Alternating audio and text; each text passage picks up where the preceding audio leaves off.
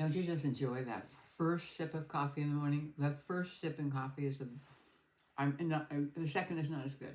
The first sip of coffee in the morning is the best. So it's a rainy, cold morning in Baja California, Mexico. And I saw there was a woman who has a poetry channel on YouTube. And I'm very impressed with that. And she reads her poetry. And I thought, well, I wrote a short story. It's probably only 5 or 6 minutes long. And I thought I would read that to you this morning. I don't usually do this, but it's a true story. And it's called My Italian Summer. When I was 16, I was hired at a Catholic summer camp in East Hampton, New York, to be a drama teacher. I wasn't a practicing Catholic, having doubted some of its dogma for a few years, and had no drama teaching experience, but I'd attended drama classes at school, and having participated in the chorus of a high school musical, assumed with the confidence of my teenage years that I could fake being a summer camp drama counselor. It was the 1950s, and due diligence wasn't yet a thing. I was hired for the job, which I vaguely understood required putting on a children's musical for the Midsummer Parents Visit weekend. For some reason, between the time of my being hired and boarding the counselor's bus for a trip to the camp in East Hampton, I acquired an Italian accent. My roots are of an Italian immigrant family. As second-generation Americans, we not only spoke perfect English, we were forbidden by our parents to speak the language of our grandparents, lest we be judged foreigners. My speaking English with an Italian accent would definitely be viewed darkly by my family if they ever found out about it. One possible explanation for this impulsive speech alteration was that both Sophia Loren and Gina Lollobrigida were popular, curvy Italian actresses, and having viewed their movies, I'd chosen Gina as my female role model, though I had none of her physical attributes. To my mother's dismay, I cut my hair very short and box-dyed it black in the hope that it made me resemble my idol. We arrived at Catholic camp and gathered in the wood chapel for a welcome prayer and counselor introductions. The other counselors were college students, except for one cute seminarian.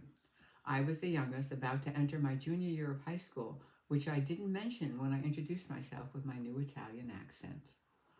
After the meeting, the woman director took me aside to comment that I'd had no accent when we'd interviewed months earlier, and I blithely lied that I'd been cast in an off-Broadway play after the summer and was getting in character for my role. No doubt she didn't believe me, but what choice did she have? The camp had begun. It was too late to replace me. I lasted 3 weeks, long enough for me to develop a crush on a red-haired Irish seminarian who, though devoted to becoming a priest, was often available to hang out chatting with this confused 16-year-old drama counselor, interested in God knows what about me.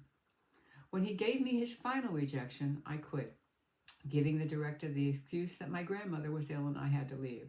My grandmother, of course, was not ill. She had been dead for years. She didn't object.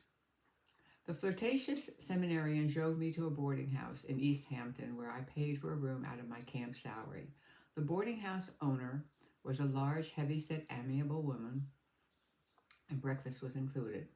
From there, I used a payphone to call my mother, who herself that summer had negotiated free camp for my 2 younger brothers in exchange for her being the camp mother, a job for which she had no prior experience.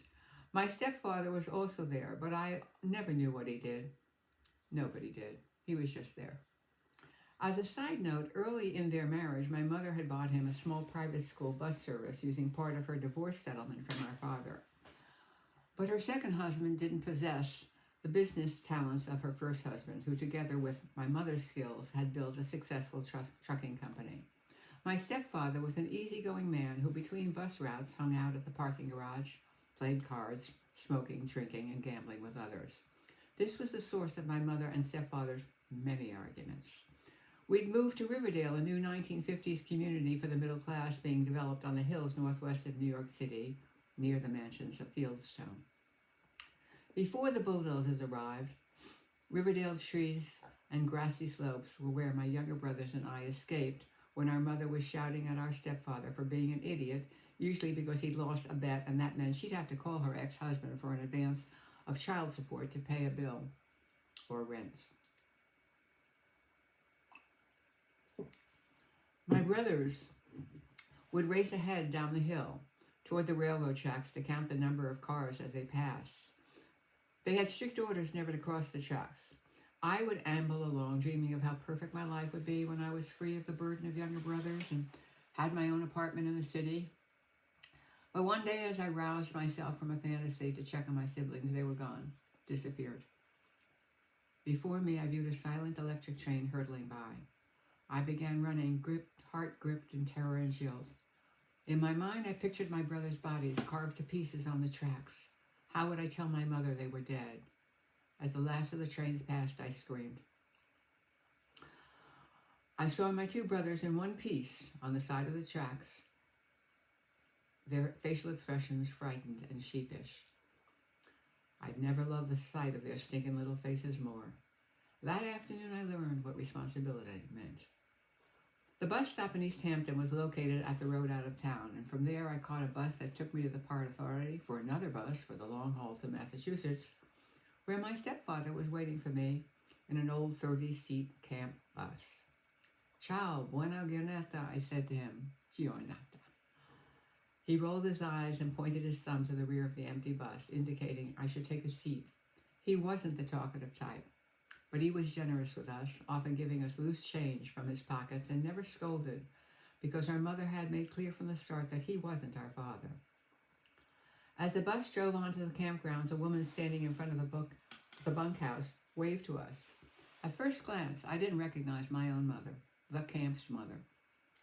She had been transformed from a furious-looking woman wearing an old bathrobe that smelled of sweat and tobacco, a lit cigarette dangling between her index and middle fingers, to a vision. I stepped off the bus to a smiling woman in her late 30s who had shining, shoulder-length hair tinted auburn and worn loose. She wore a plaid button-down shirt, knee-length shorts, and sandals on her feet.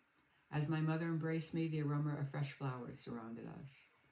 I held on to her like my life depended on it, and when we stepped apart and I spoke, my Italian accent was gone.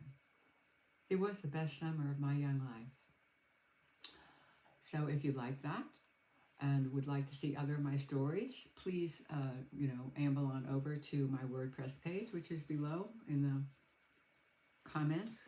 And you don't have to subscribe, although it'll come up and say subscribe. If you don't want to subscribe, just go to content, and that will be it. Hey, thank you.